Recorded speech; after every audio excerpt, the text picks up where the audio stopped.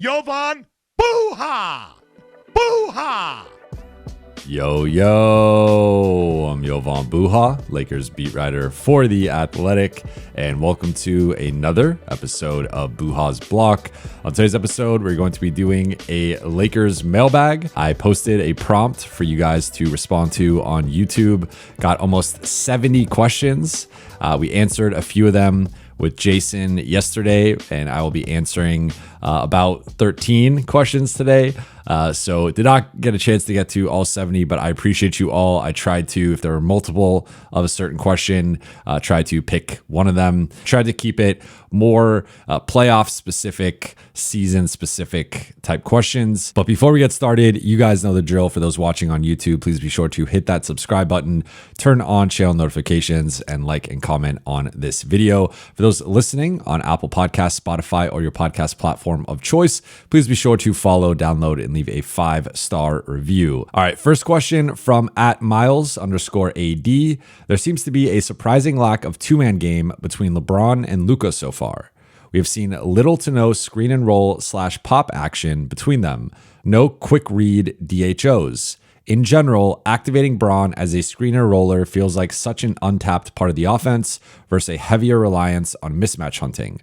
Do you have any insight into why this is? And two, do you think the offense can reach its playoff ceiling without the Luka Bron two-man game as a key element? Well, you've come to the right place, because this is something I've been talking about a lot since the Lakers acquired Luka 2 months ago. At this point, we've officially crossed the 2-month threshold. But one of the first things I said, and one of the first questions I had, was what the LeBron-Luka two-man game was going to look like.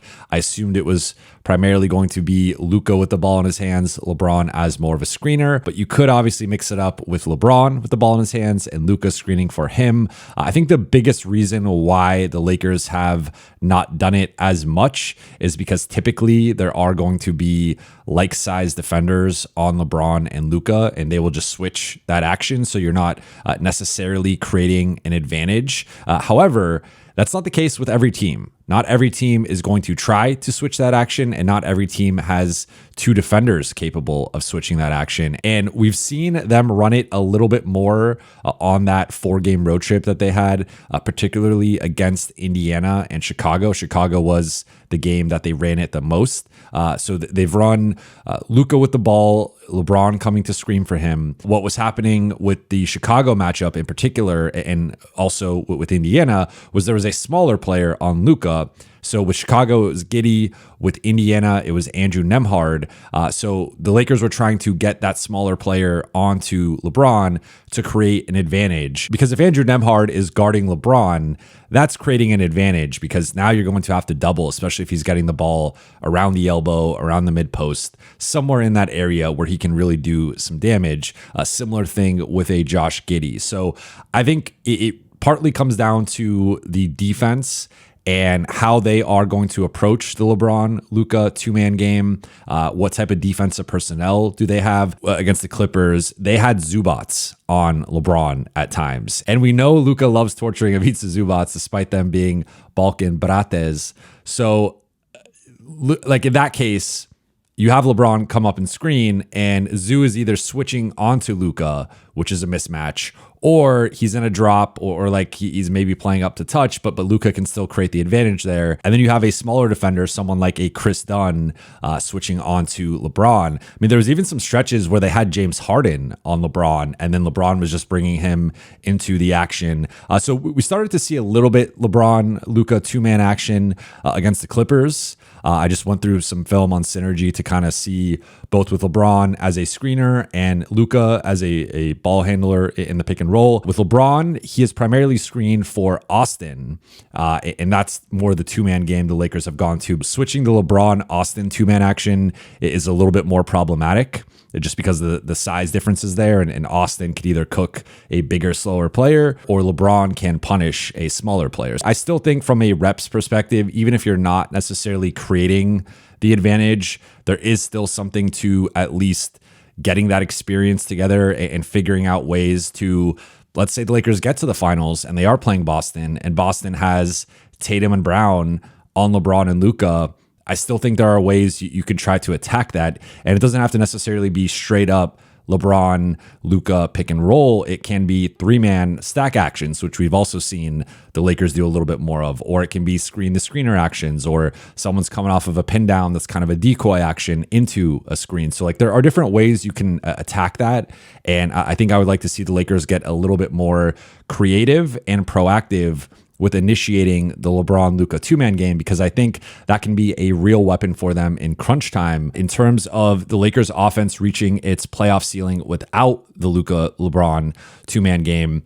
I think they can, because we've seen against Denver, against Memphis, they didn't really run it. You know, that there might have been a possession or two in those respective games. Like they've tended to do it for like a possession or two, but Chicago, Indiana, the Clippers, like those were some games where it was more, you know, multiple screening actions, but between the two. Another thing they've done is double drag, where it might be LeBron as the first screener or the second screener, DFS or Jackson or Rui is the other screener, and then Luka will come off a couple of screens, and that can cause some chaos, some commotion, some uncertainty, and then that it could be a guy rolling, guy popping, a guy going to set a screen for another player on the weak side. So there's different ways you can attack out of that. But I think the Lakers can get to their ceiling without it. However, I think like the 99.9th percentile outcome of this offense features some element of the LeBron-Luka 2-man game. And it is worth noting, JJ has talked about, because I've asked him about it now twice. The first time he shot me down and said he didn't feel like they needed to run it, and it didn't really give any explanation. The second time I decided to break it down a little bit and ask more so like what they're looking for when they run it. And he talked about creating advantages, and he also talked about the need to run it more, just for them to sharpen it up and get more experience with it. So I think it is something that is on their mind. It is a goal for them down the stretch run here, but I do think it is going to be more opponent based, where if a team has 2 6'6" to 6'9" wings and they're just going to switch that, I don't think the Lakers are going to run it very often. But if they have a smaller point of attack pitbull type on Luka, and or maybe a bigger, slower guy on LeBron, and you can create that advantage where that guy can't hang with Luka or that guy can't hang with LeBron, I think that's where you'll see them try to work that in more. This is something to watch down the stretch here and into the playoffs. I suspect it will be a part of the Lakers offense. It should be a staple for them in crunch time, but to what extent remains to be seen. Next question from Zephyrino Aaron. Yo, I feel okay finishing 3rd/4th if it means using the time off during the play-in to dive into a game plan for a definite matchup in advance rather than being 2nd and not knowing who will be 7th for a bit. Of course, the potential home court as the 2 would be nice. We know the road hasn't been kind.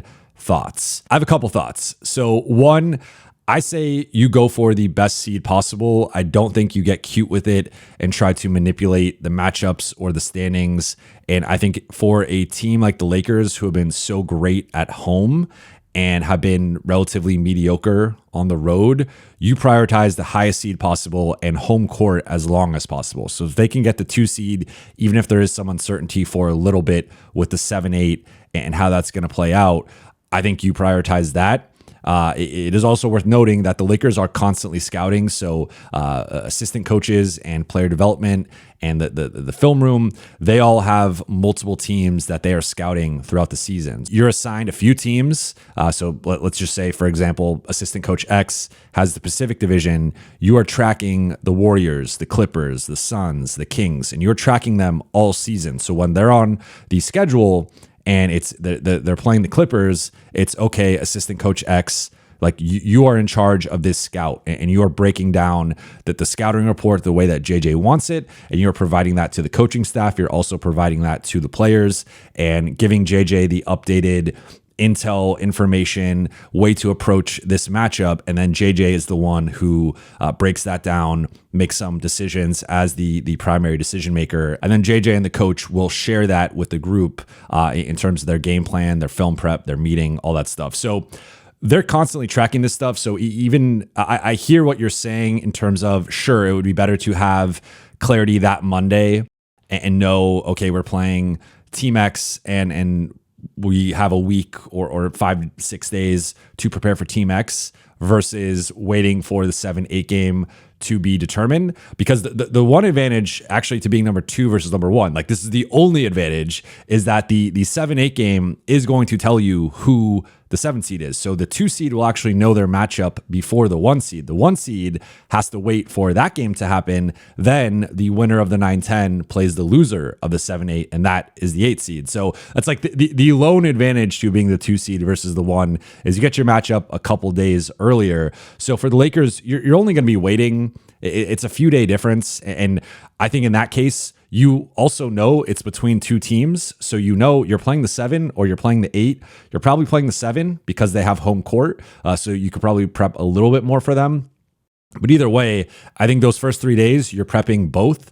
And you're splitting the staff, and half the staff is taking one team, half the staff is taking the other. You're going through it tentatively with the players. I'm sure there will also be some element of rest, like that first day off. They'll take a break and coming off the regular season and then reconvene for that second day and start going into the playoff prep. So sure, it might be a day or two ultimately that you don't get to prep compared to knowing it as the 4 seed or the 3 seed, but you are playing an easier team in theory, especially if, let's say, Memphis drops to 7. If I'm the Lakers, I would much rather be 2-7 versus Memphis than like 4-5 versus Golden State. So I think you don't play with the matchups. You don't play with your food. You try to get the best seed possible. And if you get the 3 seed or the 4 seed, then you look at, okay, the advantage is we do know our matchup and we get a little bit more prep time. But if you can get the 2 seed, I think you go for that. And that is still the best possible outcome because you will have home court advantage in round 1 and round 2. And who knows, potentially even round 3. If the 4 or 5 can knock off OKC, now all of a sudden you have home court throughout the entire West playoffs. So whereas 4, you're going to have home court in round 1, but then round 2, you're going to play OKC without home court. And then even if you beat OKC, you're probably playing the 2 or the 3 in the conference finals and won't have home court again there, right? So I think between the 2 outcomes of 2 versus 3/4, I much prefer 2 and playing a play-in team. And remember, they're also going to be coming off of another game, and that opens up some like maybe they suffer an injury or they're a little bit tired and hobbled. Like they don't have as much time to prep for you because they're going to be prepping for that 7-8 game. So you get, even if you're splitting your resources between the 2 teams that you're prepping for, you still get a bit of a head start on that team. And I'm sure they'll be doing some prep as well for like if they're going to be facing the 2 seed versus the 1 seed, but you in general get more prep. Like they're more focused on that 7-8 game. So I much prefer 2 versus 3 or 4 if I'm the Lakers. And then my final thought with this is just overwhelmingly in NBA history, teams that make the finals, win the championship are top 3 seeds. So especially like 2 versus 4, I know the Lakers can be an exception with LeBron and Luka, and this was a group that was remade at the trade deadline, and there are certainly exceptions to what teams make the finals, what teams win championships. But if they could be the 2 seed, historically, their odds of making the conference finals, making the finals, being a true championship contender from a path perspective dramatically increase versus being a 4 seed. The other benefit is you don't have to play OKC in round 2. You can avoid them until the conference finals and open up the possibility of a Golden State, a Denver, a Minnesota, potentially upsetting them and then playing that team in the conference finals. So I think without a doubt, to me, being a 2 seed is better than being the 3 or the 4. 2 is better than 3, 3 is better than 4, 4 is better than 5, etc. Like you want to be the highest seed possible. Next question from Snorlax. Should there be real worries about the defense come the playoffs? We've seen spurts of it the last couple of games, but it's not nearly as consistent as it was during that couple month stretch. Do we think that's just an effort thing and they'll come back in the playoffs when all the guys are fully locked in? Or is there a deeper issue at hand, such as personnel or coaching? Love the show and cannot wait for the playoffs either way. This is a good question. And this is one of the questions that will determine, I think, ultimately the Lakers' playoff ceiling and how the rest of this season plays out. Unfortunately, I don't think we have the answer quite yet, because as you just suggested, their performance against Houston was their best defensive performance in quite a while. JJ said he felt it was their best defensive performance in about a month. And I would tend to agree with that. I think we will have a better idea of the answer to this following the Golden State game, following the 2 OKC games, and following the second Houston game. So one thing I will note, though, is that I think it is hard to look at the Lakers schedule and not think that that has played a part in this, right? So they had the stretch of 3 straight back-to-backs. And since March 13th, which is when the first back-to-back started, so a span of about 20 days, they have played 12 games. So that's been over a game every other day. And they've had multiple back-to-backs, 4 back-to-backs specifically over the past 3 weeks, essentially, and they still have 2 more back-to-backs remaining. So I think there is something to this group being a little bit tired. I think there's something to LeBron and Rui missing stretches of the past month, and that affecting the defense, and that also affecting the defense since those guys have returned, as they've still been getting their legs back under them, their conditioning, just their rhythm back. So I think all those things have played a part in the Lakers' defensive slippage. I also think there's something to how hard the Lakers are playing for that 2 to 2.5 month stretch, and that is a style of defense that is hard to sustain over the course of an 82 game season, over the course of multiple months. So it felt like they showed the ceiling and they showed it for a sustained period. I don't know if they're going to get quite back to that height of being like best defense in the league and having all those games where they held opponents to 102 points or fewer. I think that's more so their ceiling, and maybe they can get there 1, 2, maybe 3 times tops in a series, but that is enough to win a series, especially with how good I think their offense is going to be. So I'm a little bit more in the middle here, where I don't think they're going to get quite back to best defense in the league or even maybe top 5 defense level, but I think they're going to be better than league average or like below league average, as they've been in stretches during the past 2 to 4 weeks since the injury started. So I'm more so in like, I think they're a top 10 defense. I think that is good enough to advance far in the playoffs. I think they will be carried to an extent by the shot creation and firepower and playmaking from Luka, LeBron, and Austin, and just their offense being at a certain level. But I still think this is a good defensive team. I think they can be a really good defensive team, but I do think it's going to be tough to recapture the heights of where they were at from mid-January through early March. I think come playoff time, when they have a little bit more rest and breaks in between each games, at least in the first round, and they're able to fully lock into an opponent and game plan for an opponent. I think JJ's done a really good job with the game plan.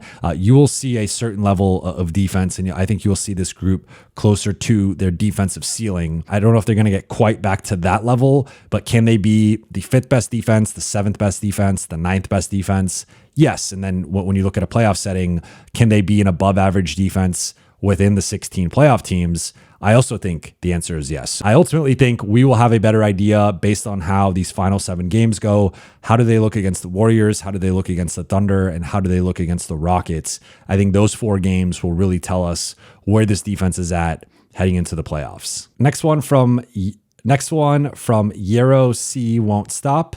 What's your favorite Lakers win post Luka trade and your least favorite Lakers loss? If I pull up the schedule here, the win that stands out is at Denver on February 22nd. Lakers won 123-100. Luka had 32 points, 10 rebounds, 7 assists, 4 steals. I thought that was Luka's first great game as a Laker and really his first statement performance as a Laker. It also felt like a turning point in the Lakers-Denver matchups where Denver had won 13 of the previous 14 matchups against the Lakers. Since then, LA's won 2 of 3, and the third game went down to the wire, and the Lakers nearly won that one despite missing 4 starters and 2 of their top bench players. So it feels like Luka by himself almost has shifted these Denver matchups and just their inability to contain him. In terms of least favorite loss, I think it's a 2-way tie with the 2 Chicago losses. If I really had to pick, you want to hold my feet to the fire, I will say the Josh Giddey half-court shot, just because the Lakers had that game wrapped up with 12 seconds left and they completely collapsed in the final 12 seconds. And it was just a disaster class of how to blow a close game. And then I think the other Chicago game, though, losing at home by 31, I think it's one thing to, like, a team is hot, they have a good shooting performance against you. Okay, that's one thing. But to lose by 31 at home, to give up a franchise tying number in terms of points allowed at home, like, that was just an embarrassing loss. Otherwise, looking at it, like, it's hard to like, the Brooklyn loss was bad, the Charlotte loss was bad, the Utah loss was bad, but I think the 2 Chicago ones stand out to me a little bit more. Just the first one, the manner in which they lost, the extent to which they lost that game. And then the second one, of course, just letting go of the rope entirely, not even like just in the fourth quarter, blowing a 16-point lead, but really in the final 12 seconds. That was just, I think, really the low point of the season outside of maybe the Miami loss. So to me, that is the worst loss post Luka. Next one from Civic Citizen. I don't really have a question. I am actually pretty confident in this team. Only thing I can think of is which half-court defense would the Lakers be best against when it comes down to Celtics, Cavs, OKC, Rockets. Thanks for all the great content. Keep up the grind. Thank you. I appreciate that.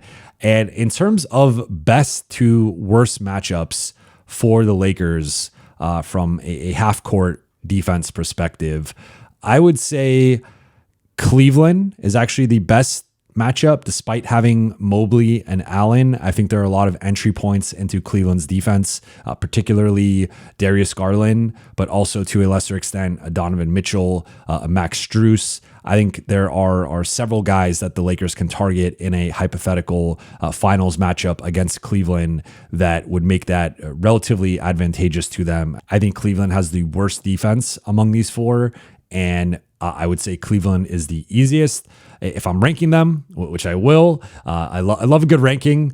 Number 2 would be Houston. I know Houston has a really, really good defense, but as we saw in this last game, they have some entry points with Şengün, Jalen Green, and Fred VanVleet, and some guys that the Lakers can target on the perimeter, on the interior. And they do have Amen Thompson, Dylan Brooks, Jabari Smith, Tari Eason. Like, those guys are all solid to really, really good elite perimeter defenders. Like, they have a lot of athleticism and length and size on the perimeter. But as we saw, if they close with that type of lineup, they don't have enough offense. So if they lean more into the offense against the Lakers, I think the Lakers can target a Jalen Green, Fred VanVleet, getting him in the post against LeBron or Luka or even Rui, and then also Şengün, targeting him with pick and pops, also targeting him, attacking him off the dribble in pick and rolls. So I think that the Lakers match up fairly well with Houston despite all of their wings and how athletic and long they are. And then third for me would be OKC.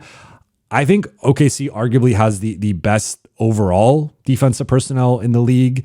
And they've been just one of the best regular season teams of all time this season. But when I look at how they match up with the Lakers, I look at guys like Dort and Caruso and even J-Dub as guys who don't quite have the requisite size to match up with Luka and LeBron. And maybe they get a bit creative with it, and it's a mix of Dort and J-Dub against Luka, and they're putting Chet or Hartenstein on LeBron and daring him to beat them off the dribble or hit step backs or pull-ups over them. And like, there are probably things that OKC can do with their defensive scheme, and they create a lot of havoc. They can generate a lot of turnovers. So that is something that the Lakers offense is going to have to be careful with, just in terms of their ability to play passing lanes and get out in transition, which is why I have OKC as the number 3 team. But to some extent, it just comes down to some of their perimeter guys are a little bit smaller. And I think if you are giving up a size advantage, a strength advantage to Luka and LeBron, they are just going to punish you. And I think OKC is a little bit too small in the perimeter for those 2 guys in particular. And then number 4, I think the toughest matchup among these 4 is Boston, because they have the 2 elite guards in Drew Holiday and Derek White. Like, you could target Derek White, right? But you're still targeting Derek White, who is a really, really good perimeter defender. Then they have Jaylen Brown and Jason Tatum. You could put those 2 guys on Luka and LeBron and just switch. I thought Jaylen Brown defended Luka fairly well in that last matchup in Boston, and they defended him pretty well in the NBA Finals. And then, so you just got a lot of switching, a lot of defensive versatility with Boston. We saw Al Horford, Lakers try to target him.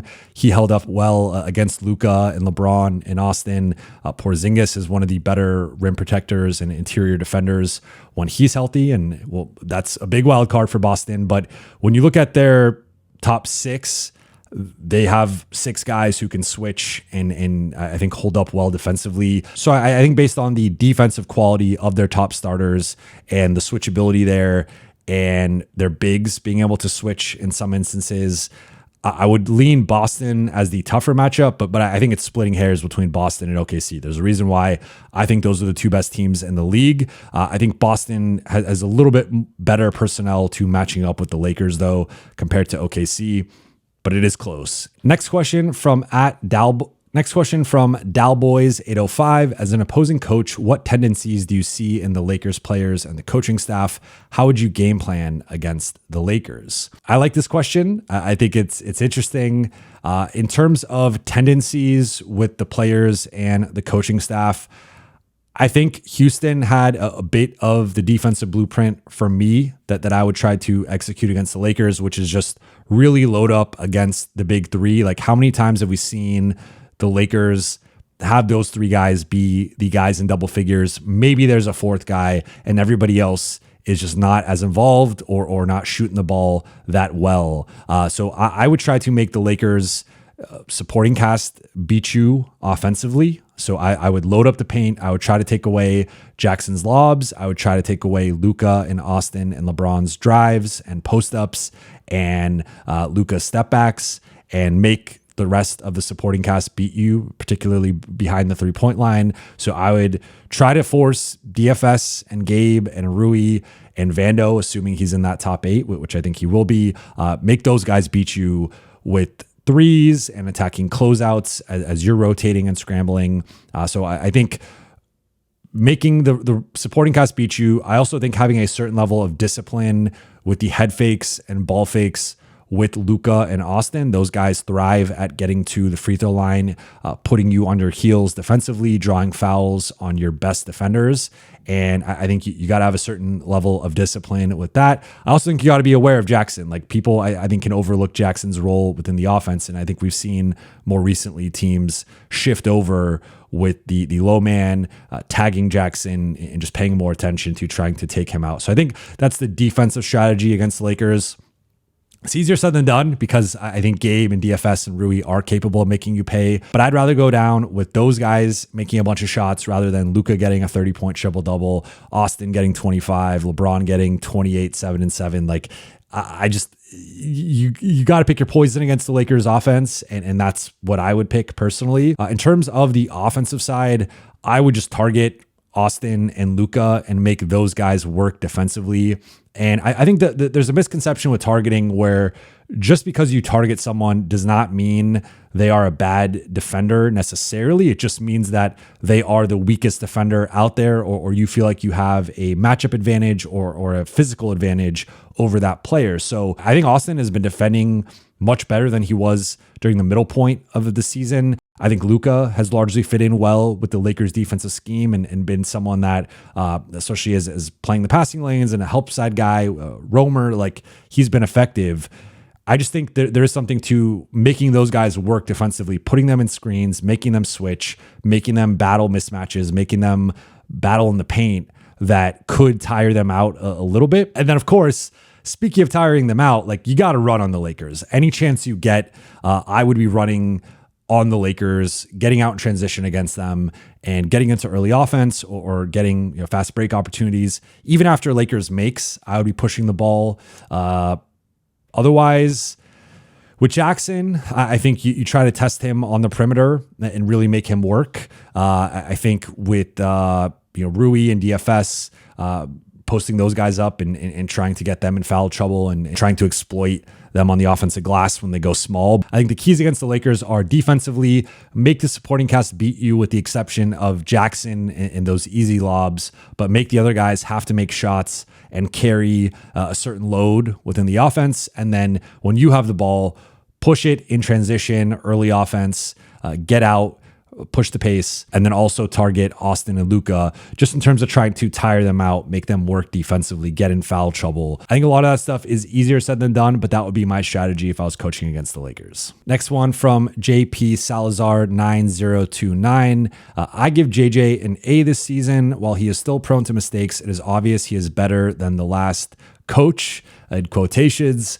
What do you think? I'm with you. I would give JJ an A or an A minus. I have a vote this year, and I'm strongly considering him for coach of the year. And I think Kenny Atkinson with the job that he's done, Mark Daigneault with the job that he's done, those two guys are strong candidates for my ballot. I think Kenny Atkinson is going to win it for whatever that's worth, but JJ is in the mix. I think he's going to be on my ballot. I'm just trying to decide where exactly he is. And for a guy who entered with no prior coaching experience above the youth level, and I'm talking youth, 10 and under, he's come in and been a revelation for the Lakers. I think it starts with his communication and his ability to effectively communicate with his players, both in terms of their roles and expectations and just the clarity with that, but then also the game plan and the preparation and making sure everybody knows exactly what they're going to be doing and disseminating that information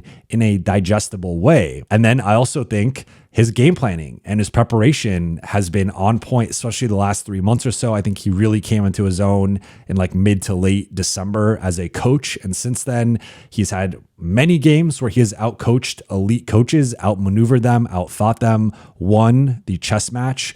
So I think JJ has done an awesome job. You factor in the player development. I think we've seen guys like Austin and Rui and Jackson really take steps this season. Before the trade, Max Christie was another guy who took a big step. I think getting LeBron to play some of the best defense he's played over the past few years. I think finding a way to assimilate Luka really quickly, DFS and his impact on the defense and unlocking some of the small ball stuff. I think JJ's pushed a lot of the right buttons. And sure, are there some times where certain guys can maybe play a little bit more, certain lineups maybe shouldn't play together or should play a little bit more? Could we see some more Luka LeBron two-man game? Could we see some quicker adjustments or timeouts at various points? Sure, that there are always things that can be better for a head coach, but based on all of the turnover with this season in terms of the DFS trade, the Luka trade, the different identities that this group has taken on at various points,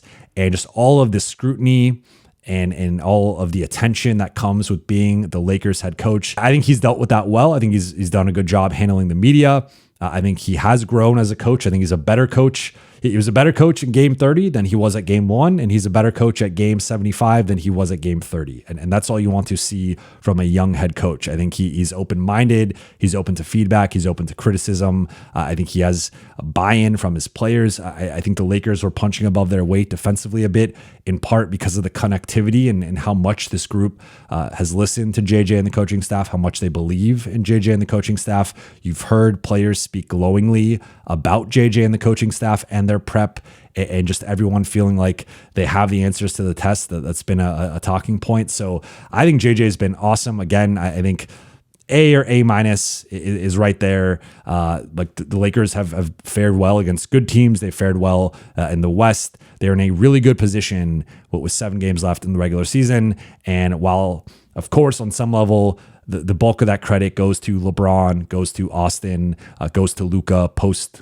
trade, goes to DFS, goes to Rui, Jackson, Gabe. The entire roster also goes to Rob Pelinka for making the Luka trade and the DFS trade. All those parties deserve a lot of credit, but JJ has been the one coaching them. JJ has been the one managing the offense, the defense, the rotations, the lineups, and I think he's done a really impressive job for a first-year head coach. Next one from Felipe Bettinelli. What's the Lakers' record when the Big Three play together? The Big Three has played 15 games together, and the Lakers are 9-6 in those games, which is a 60% win percentage, which means over the course of an 82-game season, the Lakers are on a 49 win pace with the Big Three. That's actually a little bit below their current win percentage and current win pace. I'd put them at about 50 to 51 wins, depending on how they fare down the stretch here. They currently have a .613 win percentage. So that's a little bit above the .600. So you could argue that they've underperformed a little bit with the Big Three all playing together. Looking at the schedule, I think the losses that stand out are at Utah, home versus Charlotte, and then the 2 Chicago losses. I think those are all bad losses, but I also look at that and say those are against teams that are below 500. And while the Lakers should be taking care of business better against those types of teams, they have fared well against the above 500 teams, against the West teams. And that to me is more indicative of this team's postseason ceiling and what we will see. And I will bring this up for those watching on YouTube for the video version, but I will walk you through it for those listening. So I went to databaller.com and looking at their Wowie lineups here, I pulled up the 3-man combination of Luka, LeBron, and Austin. And so one cool thing with this tool is that it puts it in order in terms of best to worst lineup combination. For example, the best possible combination among all of the permutations with these 3 players is Austin and Luka together on the floor with LeBron off. They have a 18.7 net rating. Then second best is Luka by himself with an 11 net rating, then Austin by himself with a 9.5 net rating, then LeBron and Luka together with Austin off, a 5.7 net rating, Austin and LeBron on, Luka off, a 2.1 net rating. With all 3 off, the Lakers are minus 0.1, so barely just under even, which I find surprising. With all 3 on, they have a minus 3.9 net rating, which that's a bit troubling. I don't think that's going to sustain, but they should not be losing the minutes with all 3 of those guys on the floor together. And then last and least, I guess, LeBron by himself, the Lakers are minus 6.1. Though if you look at the lineup data, like this is not just based on the post-trade sample size. This is all of the data throughout the course of the season. So that includes pre-trade, that includes some of those junkyard lineups that LeBron was in. Also, the Austin LeBron lineups, for example, that also has some pre-Luka data in there. Basically, the only combinations that have not worked have been all 3 off the floor, which I don't think we will see in any game that all 3 are playing, barring garbage time. All 3 on the floor, which I think will get better. I just don't see them being as bad as they've been. And then LeBron by himself, which I don't think we will see much of moving forward. I think it's largely been LeBron with Austin. Maybe there are some shifts or a few minute stretches with just LeBron on and either one of these guys on, but that seems to be more of an exception.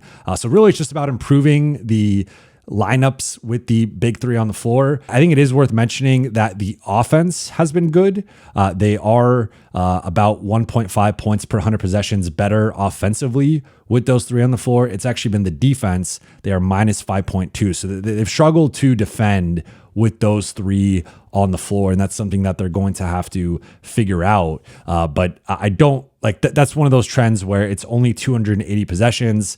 That's about less than 3 games worth. They've only played in 15 games together. As they get more reps and minutes, I expect that over a larger sample size to be a positive. Now, is it ever going to be as positive as they want? That's something that we won't have an answer to until we see how the final 7 games go. We see how the playoffs go. Next one from Bruce Amato 9419. We all know Luka's trade was the biggest thing and changed everything, but DFS for D'Lo was huge in my opinion.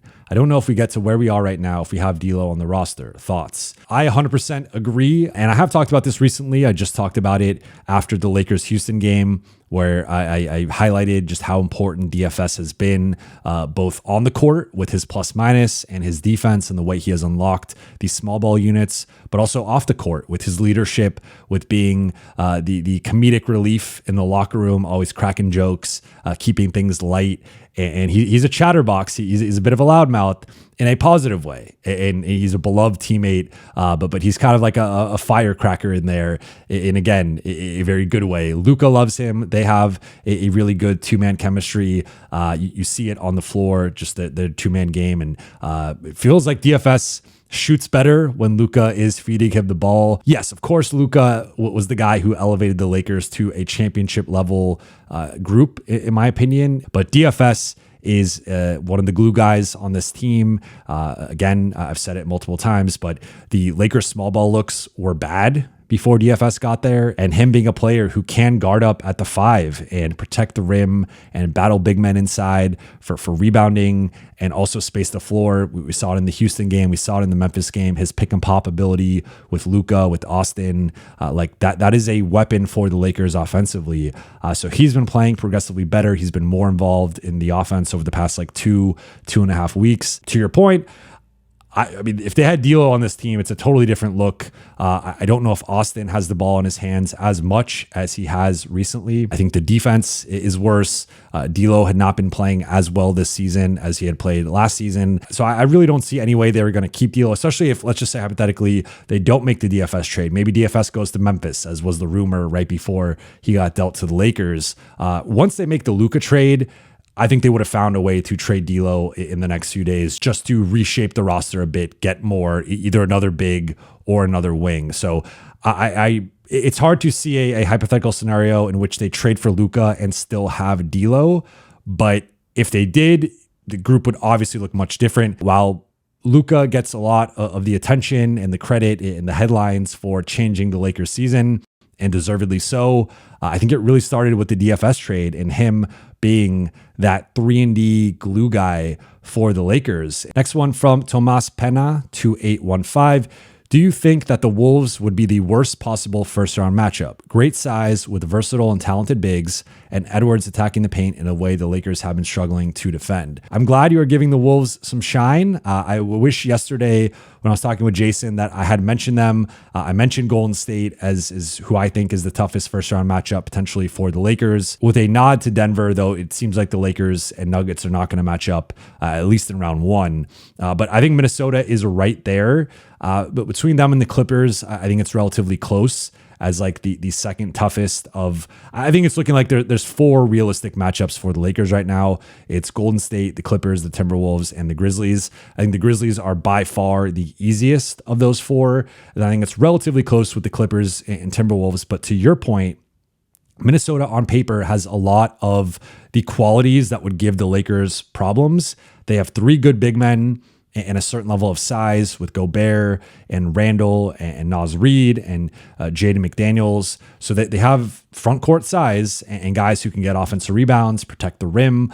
Then they have a certain level of defensive versatility with McDaniels and Edwards and DiVincenzo and Nickeil Alexander-Walker. So I think they have multiple perimeter guys that they can throw at Austin and Luka and LeBron. And then you mentioned Anthony Edwards. Like, he is the type of alpha apex superstar who can match a Luka or a LeBron in a playoff series. Now, can he match the production of both? Obviously not. That they're going to need a certain level of Julius stepping up or Mike Conley and DiVincenzo and McDaniels. Like, it's going to have to be more of Naz Reid, of course. It's going to have to be more of a by committee, I think, offense for them outside of Edwards. But Edwards is special, and he is a top 10 player, probably a top 8, top 7 player.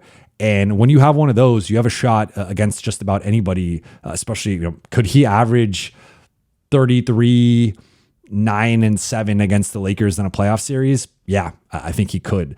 So I think he's a special enough talent where, like, you have to give Minnesota a certain level of respect. Ultimately, I'm not a big Julius Randle guy. He has been someone who has struggled a bit in the playoffs. when you look at his numbers compared to the regular season.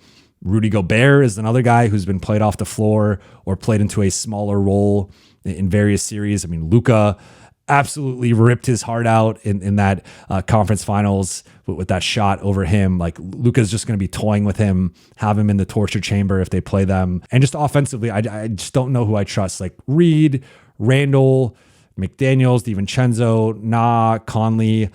It doesn't really move me that much. And so compared to a team like the Clippers, who I think there are some more defensive concerns with how they match up with the Lakers, offensively, they got Kawhi and James Harden and Ivica Zubac and Norm Powell and just a little bit more firepower and guys I trust more in a playoff setting. So that's where I think the Clippers and the Wolves are close, but I'm glad you're highlighting the Wolves because I think people have been sleeping on them, and they are, especially they're a bad matchup for Denver. And if they play Denver in the first round, I would not be shocked if they beat Denver in 6 games in round one. If that's a 3-6 or 2-7 matchup, I think they could beat Denver. They've won 6 in a row against them. They seem to have their number. So they're going to be a tough first round out, but I would still favor the Lakers, of course, because ultimately I think there's a lot of questions about their offense, and I think you need to score on the Lakers a certain amount, and I don't know if Minnesota could do that, but they are a tough team, and again, with the size, with the physicality, with the perimeter defense, and with the high-level superstar, they check a lot of the boxes of a team that could push the Lakers to potentially 6 or 7 games. So I think they are going to be right there as a tough out, but I still would pick the Lakers over them. Next one from 341. Michael, are you at all worried about the team's stamina/conditioning? I worry that in a deep playoff run, we will run out of steam. I'm not going to lie, I am to an extent. I think we have seen this team run out of gas and be tired in second halves, in third quarters, in fourth quarters, and that's where they let go of the rope. A team makes a comeback, and they've lost some of those games, or they've just had games that have been a little bit closer than they probably should have. I think that becomes less of an issue in the playoffs, especially in the first round, based on the schedule, and often you're going to have at least one day in between games, no back-to-backs, but there are going to be pockets of the first round where you have 2 or even sometimes 3 days in between games, which I think will help for guys like Luka, LeBron, Austin, Rui, guys who are either battling injuries or were recently injured and are just kind of banged up at this point of the season. Now, I think when you get deeper into the playoffs, second round, conference finals, that's where it could catch up to the Lakers. The schedule tightens a bit, and especially in the conference finals, it's every other day. So there's an element there of that is testing you where you don't get the same amount of time off. But I think with LA having basically a week off, if they could avoid the play-in or close to a week off in between the final regular season game and game 1 of the playoffs, it's about 5 to 6 days. Having that and a time to just rest, recover, practice, maybe lightly practice, but go through walkthroughs and film and your prep work. I think that will be big for them going into game 1 of the playoffs. Then again, some of the pockets within the first round to have a little bit of time off. I think that'll be good for them. So I think at least in the short term, looking at the first round, I think they should be in a good spot. My bigger concern, I would say, is more the injuries, and just several guys are dealing with multiple lingering things, whether it's Rui or LeBron or Luka or Austin. They're all dealing with various lower extremity ailments. That would be more so my concern, is just them remaining healthy and not being too banged up. But aside from that, the conditioning has been a bit of a concern. And of course, Luka is the guy that I think comes to mind with that. But I think it's gotten better. I think he's looked in better shape. He has looked better physically. But I think the Lakers will be tested more likely later in the playoffs. And that could be a longer term concern. But for now, I'm more worried about them just staying healthy. But I think in entering the playoffs, that break before the first round and then the breaks within the first round should help them at least get to round 2.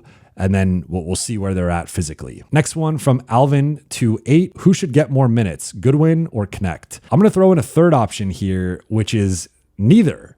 And I think that's probably the way that this is trending. I think if you look at the way that JJ has approached the Memphis and Houston games, he's gone with more of a playoff-like rotation, which has been closer to 8 players. So it's been the 5 starters plus DFS, Gabe, and Vando with a little bit of Goodwin and a 1 shift of Dalton. So I think entering the playoffs, it's probably going to be those top 8, with maybe Dalton or Goodwin getting a shift every now and then. The Lakers supporting cast is struggling to make shots, and a team is selling out against the big 3, and they just need a guy to come in for a 4 to 6 minute shift and see if they could get hot, swing a game, swing a quarter, swing a half.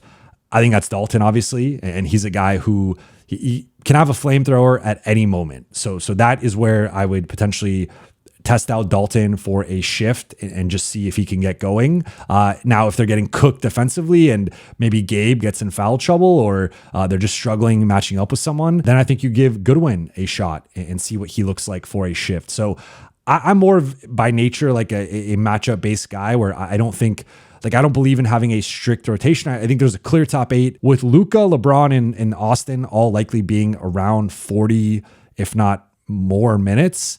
You're only going to have so many remaining minutes. And then Rui and DFS are going to be the 2 primary front court guys, Jackson to a lesser extent, and then Vando to a lesser extent, and then Gabe kind of taking some of the backcourt minutes behind Luka, behind Austin. So I think you can get to your allotted minutes with the top 8 pretty easily. But if I were JJ, I would be open to potentially using a Dalton or a Goodwin, depending on the matchup, depending on if you need more offense or you need more defense. I will note that based on JJ's usage of these 2, Goodwin seems to be ahead of him. He's the guy who's played a little bit more than Dalton. He's the guy that has gotten a second shift occasionally, whereas Dalton is strictly used. He plays the first 4 to 5 minutes of the second quarter, and that's been it recently. So I think JJ's kind of telegraphed where he has Dalton. Like, Dalton is 10th in the pecking order. Goodwin is 9th. So I think between the 2, Goodwin's probably more likely to get more serious playoff burn. But I think to some extent it will come down to health and foul trouble, which guys are in rhythm, which guys aren't, and what the Lakers really need. If they need more offense, it's Dalton. If they need more defense, it's Goodwin. And final question from Jared Kelly 03. Hey, Jovan, how do you gauge Dalton's long-term fit alongside Luka and AR? How hesitant would you be to include him in a package in the summer? I think Dalton is a good fit alongside Luka and Austin offensively as an elite floor spacer, catch and shoot, off-ball movement guy, a guy who can be a microwave scorer, put it on the floor, attack closeouts, run some pick and roll, create his own shot a little bit if you need him to do that. So from an offensive perspective, I think like having Dalton out there as a catch and shoot guy, as a floor spacer, as a movement guy, he can do a lot of those things. We've seen him be effective with that. And I think with like having him as a laser for Luka and Austin to target offensively and target when teams are overplaying, that is a real weapon. My question with this is the defensive end. And I think with as much as Austin has improved defensively over the past like month and a half, and as well as Luka has fit in defensively, I still think that there's a certain limitation there with that combination. And those are 2 guys that defenses will try to target or pick on. And again, not necessarily any faults of their own, but when the other guys are DFS or Vando or Rui or LeBron, they're going to go at Austin or Luka and try to test them defensively and see if they could ISO them or attack them off the dribble. So you add Dalton into that, and I think that 3-man combination can be a bit problematic on the defensive end. So I think this partly comes down to how much Dalton can develop on that end, and can he get to a level where he's close to league average or maybe even league average defensively. I'm a bit skeptical of him ever getting to that level. I think he'll probably top out as, in a best case scenario, a slightly below league average defender. I think from a physicality, athleticism perspective, he's there. From a game processing and like decision-making perspective, I think he still has a ways to go defensively. Now, I will say he has improved defensively from the beginning of the season, even from the middle of the season. I think you've seen tangible progress. I just think he had a ways to go. And, you know, I referenced this earlier in the season. It was around like the midway point.